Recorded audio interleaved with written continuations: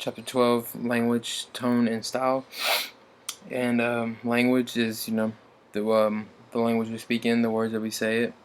Anything that's kind of relatable to whatever area you are, depending on what side of the country you're in. Style is the meaning, the character's way in which she or any writer uses the language in the story, which is basically what I just re-inferred is the language of the words, and the style is where you're related to or the origin of the country that you're talking it into. And then the tone is the author's attitude towards his or her characters or subject matter. So the tone is, they may be disgruntled with them or they may be upset with them, so they'll use certain types of tones to send towards their readers. And then in the poem "The Rememberer" by Amy Bender, she says, "I keep him on the counter in a glass of baking pan filled with salt water.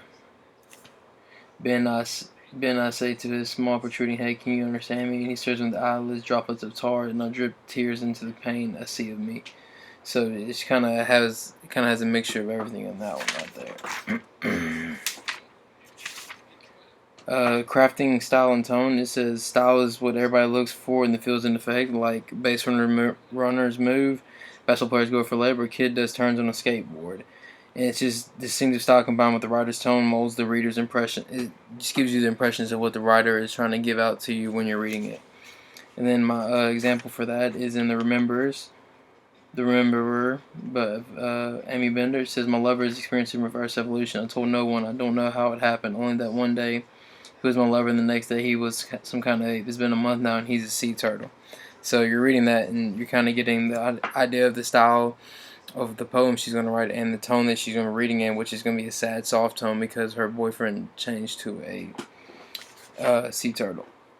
Style and diction is the number of elements it contributes to the overall style and effects it creates on the reader. It says diction is the way that the words are written, and the style is where they're coming from. So the style and the words they'll be used are going to be used in a certain way of the writer.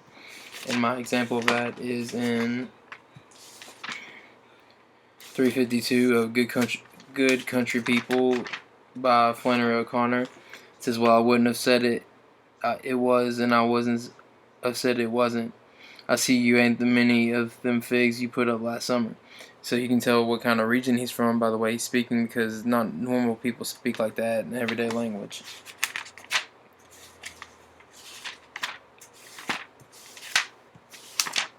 And let's see.